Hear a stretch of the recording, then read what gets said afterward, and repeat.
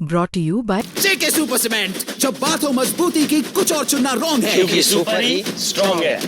Players umpire सब confuse हैं। जेके super cement से टकराकर बॉल दो टुकड़ों में। जब बात हो मजबूती की कुछ भी चुनना रॉन्ग है क्योंकि सुपर ही स्ट्रॉन्ग है। स्थिति ऐसे ही अपने स्वरूप बदलती है। हमारे बारे में लोगों के मन में अच्छी धारणा यहीं से प्रारंभ होती है। अब हमारी सिटी केवल स्मार्ट नहीं है, अब हम उसको स्मार्ट सिटी के रूप में, सेफ सिटी के रूप में और एक सस्टेनेबल सिटी के रूप में उसको आगे बढ़ाने की दिशा में आगे बढ़ चुके हैं। विकास की सारी प्रक्रिया स्वतःस्फूर्त भाव के साथ चल रही है। यही फर्टिलाइजर कारखाना आज से 6 वर्ष पहले बंद स्थिति में था। सारी गतिविधियां 1990 से बंद थी। आप सोचो 1990 से लेकर 2021 तक 31 वर्षों तक गतिविधियां बंद थी। और तो अच्छा हुआ बीच के कालखंड में एसएसबी यहां आ गई,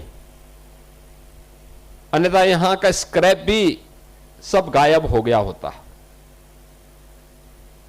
अब यहां पे एसएसबी भी है, फर्टिलाइजर कारखाना भी है और प्रदेश का एक सैनिक स्कूल भी है। सैनिक स्कूल भी है और एक केंद्रीय विद्यालय भी इस कैंपस में है।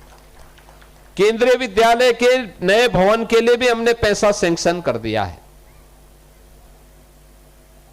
एक ही कैंपस में इतनी गतिविधियां एक साथ उपलब्ध हो रही हैं और इन गतिविधियों को आगे बढ़ाने के साथ ही यहां पर बेहतरीन सुविधा, तो ये पहले फेज का काम हुआ है। अभी इसको विकास की बहुत सारी संभावनाओं के साथ हमें आगे बढ़ना है।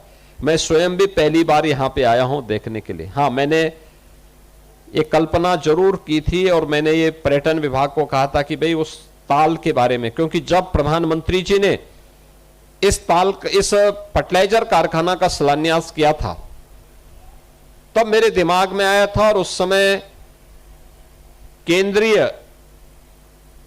मंत्री श्री पीयूष गोयल जी ने भी मुझे कहा था कि योगी जी इस वाटर बॉडी के बारे में कुछ करना चाहिए,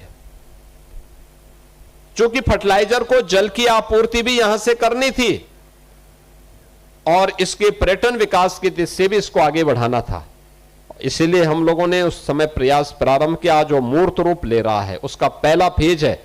इसके बाद के अन्य फेज में आप देखेंगे कि इसको हम रामगढ़ ताल की तर्ज पर ही बेहतरीन स्वरूप दे करके गोरखपुर के एक बेहतरीन टूरिज्म डेस्टिनेशन के रूप में स्थापित करके इको टूरिज्म का एक बेहतरीन केंद्र बनाएंगे, वाटर स्पोर्ट्स का केंद्र बनाएंगे, फ्लोटिंग सोलर का भी एक कोल इंडिया के साथ मिलकर के हम लोग यहां पे एक सोलर का पावर प्लांट भी यहां पर स्थापित कर रहे हैं जो 20 मेगावाट की बिजली देगा। 20 मेगावाट का मतलब गोरखपुर की पूरी सिटी को बिजली की आपूर्ति यहां के सोलर प्लांट से उपलब्ध हो सकती है।